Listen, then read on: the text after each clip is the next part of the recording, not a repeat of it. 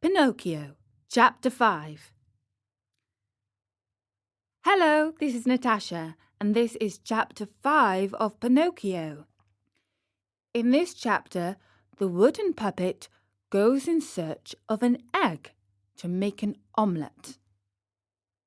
If the cricket's death scared Pinocchio at all, it was only for a few moments.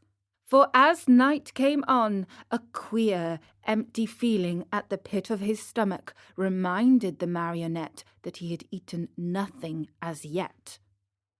A boy's appetite grows very fast, and in a few moments the queer, empty feeling had become hunger.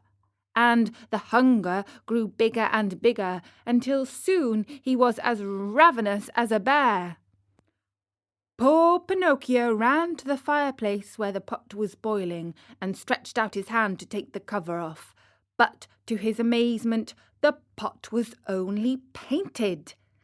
Think how he felt! His long nose became at least 2 inches long. He ran about the room, dug in all the boxes and drawers, and even looked under the bed in search of a piece of bread, hard though it might be, or a cookie, or perhaps a piece of fish. A bone left by a dog would have tasted good to him, but he found nothing. And meanwhile his hunger grew and grew. The only relief poor Pinocchio had was to yawn. And certainly he did yawn. Such a big yawn that his mouth stretched out to the tips of his ears. Soon he became dizzy and faint. He wept and wailed to himself. The talking cricket was right. It was wrong of me to disobey father and to run away from home. If he were here now, I wouldn't be so hungry. How horrible it is to be hungry! Suddenly he saw among the sweepings in the corner something round and white that looked very much like a hen's egg. In a jiffy he pounced upon it. It was an egg! The marionette's joy knew no bounds. It is impossible to describe it. You must picture it yourself. Certainly he was dreaming. He turned the egg over and over in his hands, fondled it, and kissed it, and talked to it. And now I shall cook you. Shall I make an omelette? No, it is better to fry you in a pan. Or shall I drink you? No, the best way is to fry you in the pan. You will taste better.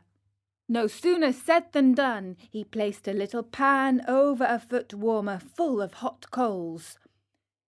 In the pan, instead of oil or butter, he poured a little water. As soon as the water started to boil, tack! He broke the eggshell. But in place of the white and the yolk of the egg, a little yellow chick, fluffy and gay and smiling, escaped from it. Bowing politely to Pinocchio, he said to him, "Many thanks indeed, Mr. Pinocchio, for having saved me the trouble of breaking my shell.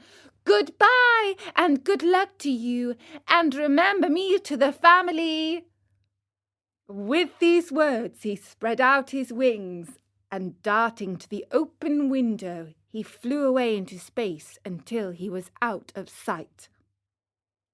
The poor marionette stood as if he were turned to stone, with wide eyes, open mouth, and the empty halves of the eggshell in his hands.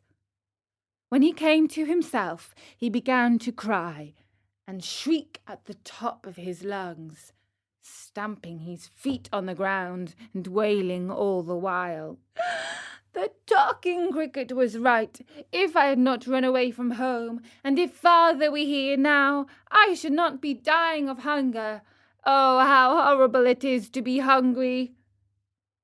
And as his stomach kept grumbling more than ever, and he had nothing to quiet it with, he thought of going out for a walk to the nearby village, in the hope of finding some charitable person who might give him a piece of bread. And that was Chapter 5 of Pinocchio. The poor puppet is so hungry. Let's hope he will find at least a few crumbs. And there will be more adventures to come soon from Pinocchio on storynori.com. So for now, from me, Natasha, bye-bye!